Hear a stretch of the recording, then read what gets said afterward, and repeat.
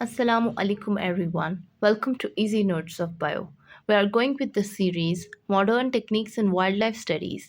इसमें हमने biotelemetry system and its applications पढ़ी, VHF and satellite telemetry, biologgers, hydrophones and their applications, remote sensing, उसके concepts और components, active and passive remote sensing, types of remote sensing platforms और scanning systems पढ़े. आज हम non-invasive techniques in wildlife पढ़ेंगे. If you are new here, make sure to hit that subscribe button and press the bell icon so you'll never miss an update. So non-invasive techniques in wildlife क्या है? Non-invasive techniques allow researchers to gather information about wildlife without physically handling or touching the animals.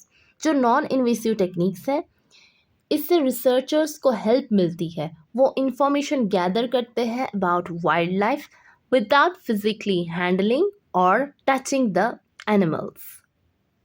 So non invasive techniques में हम animal trekking करते हैं, मतलब animals को track करते हैं.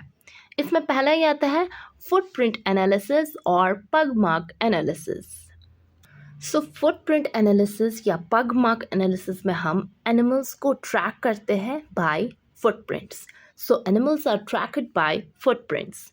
Population of big cats can be determined. इससे हम population जो होती है big cats की उसको हम determine कर सकते हैं. अब footprints कैसे हम footprint की analysis कैसे हम करते हैं? With the help of pug mark tracer और sensor. ये pug mark tracer या sensor ये क्या होता है? ये rectangular glass plate होता है with microtip pen. Rectangular glass plate. It is 25 centimeter, 20 centimeter or 3 mm.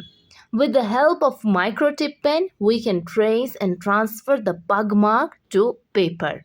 Microtip pen की मदद से हम क्या करते हैं? हम trace करते हैं और ट्रांसफ़र करते हैं इस pug mark को to paper. अब आता है pellet analysis.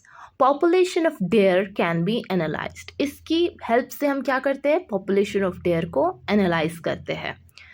So defecation rate is equal to constant divided by species specific. Deer days is equal to number of pellet groups divided by defecation rate. Population estimation is equal to deer days divided by census days. ये थोड़ी सी calculation है जो इसमें जिसकी मदद से हम population मतलब डेयर की पॉपुलेशन जो है उसको एनालाइज करते हैं.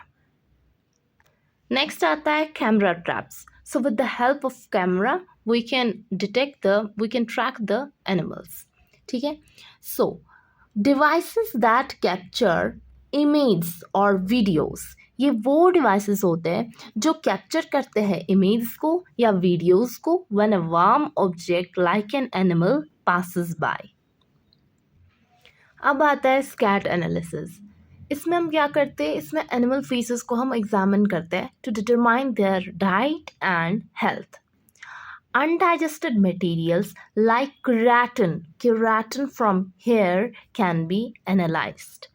Infections can be determined through fresh fecal samples. So scat analysis में हम क्या करते हैं? हम animal feces को analyze करते हैं और जो undigested materials जैसे keratin from hair उसको हम analyze कर सके. Process क्या है इसकी? Scat is dried. Hair is mounted on a slide with gelatin. Hair cuticular patterns are examined under a microscope.